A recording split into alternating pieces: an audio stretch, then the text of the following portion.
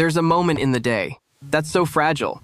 It's so short that most people don't even realize it exists. That moment isn't when you're busiest. It's not when you're under the most pressure. It's right at the beginning of the day, the very first moment, when you open your eyes, before you touch your phone, before you remember who you are, before you remember what you need to do, before the world has a chance to ask you anything. It's the moment when consciousness awakens, but the ego remains silent. And in neuroscience, this isn't a small detail.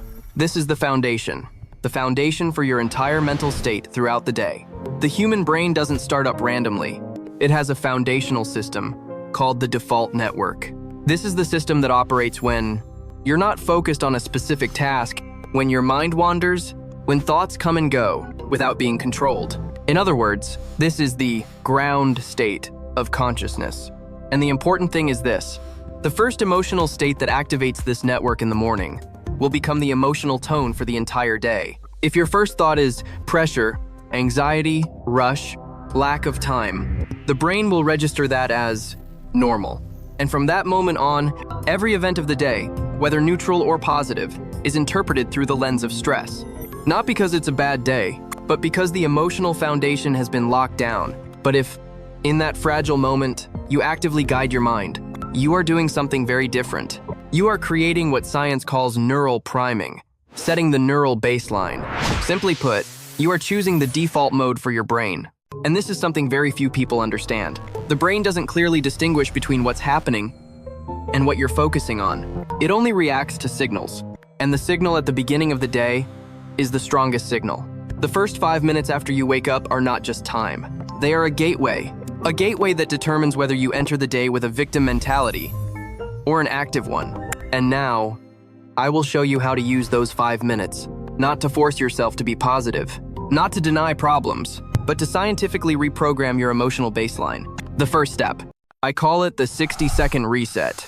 The moment you open your eyes, don't jump up, don't reach for your phone.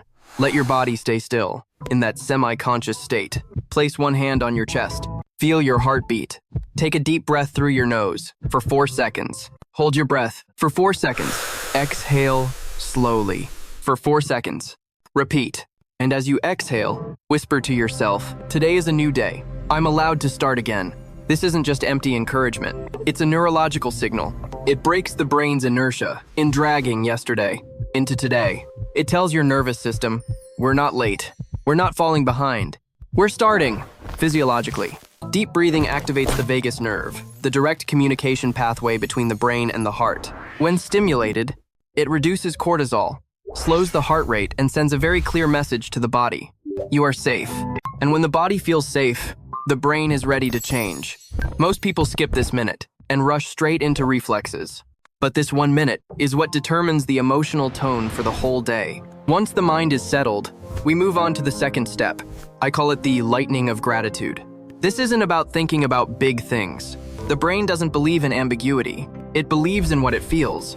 So, think about 3 very small things your senses can touch. Light streaming through the window, the sound of boiling water, the warmth of the blanket. Why the small things? Because when you pay attention to detail, you're training your brain to realize that life isn't just about problems. This is called selective attention bias. Your brain begins to see more than what you've trained to see. Every time you notice a small joy, a new neural pathway is reinforced. And chemically, every time you truly feel gratitude, your brain releases serotonin. This is how optimism is built. Not by denying pain, but by expanding your cognitive framework to see more of what's right. Next is the third step, micro-movement. Because emotions live in movement. Stand up, stretch your arms, shoulder rotations, light jumps, a few squats, or simply dance for 30 seconds. Don't tire yourself out. Just get your circulation moving. When you exercise, dopamine, endorphins, and norepinephrine are released. These are the 3 responsible for motivation, focus, and mood. You can't maintain a state of lethargy when your body is energized. When physiology changes, the mind follows. And now, the 4th step. I call it the mental mirror. Ask yourself, today what can I do in work and stated to make my life 1% better? Not 10 goals. Not a 5-year plan. Just one small action. This question shifts the brain from helplessness to proactiveness. It triggers a dopamine loop that predicts progress, not perfection. The brain doesn't need certainty. It needs direction. And finally, the fifth step, the positive anchor. After completing the 4 steps above, say it out loud. No matter what happens today, I choose to stay positive. This isn't blind optimism. This is emotional discipline. You don't deny stress. You just decide where you place your attention when stress arises. Each time you repeat this anchor, the brain learns to return to equilibrium faster. And when viewed holistically, resetting cognitive training. Gratitude trains perspective. Movement trains energy.